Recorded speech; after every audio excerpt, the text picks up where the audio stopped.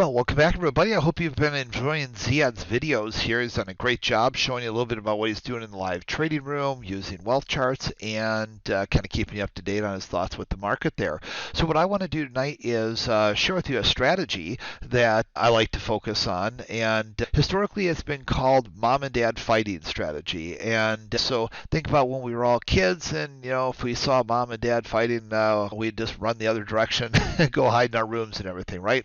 Well, so similar concept here with the market. So let's talk a little bit about that. So for instance, if I'm a swing trader and I'm looking to hold something for a couple weeks here, what I'd really like to do is I'd like to have my daily chart and my weekly chart in the same direction and look for continuations from there. I don't want my daily chart going down while my weekly chart is going up because that can lead to some extreme volatility back and forth. Okay, well, let's bring that down now. So that's on a swing trading basis. Let's go and bring that down a notch. And by the way, if you're more of a position trader, 6 months to a year or so, then you're going to be doing that same concept with monthly versus weekly charts. So let's bring that down now into more day trading. Okay, so with day trading, I want my daily chart and I want my hourly chart ideally to be in the same direction.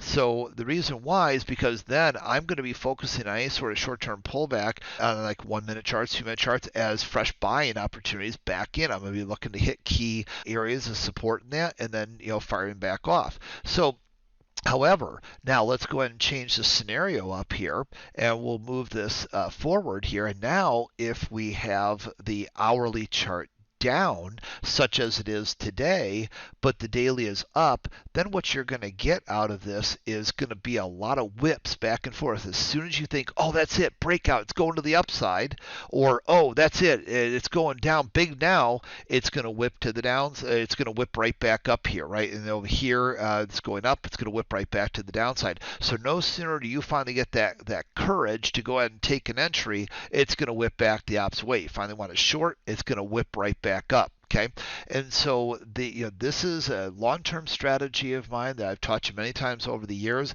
and it's one that continues and will always continue from my perspective to be very powerful. And then you can see what that led to with today's activity.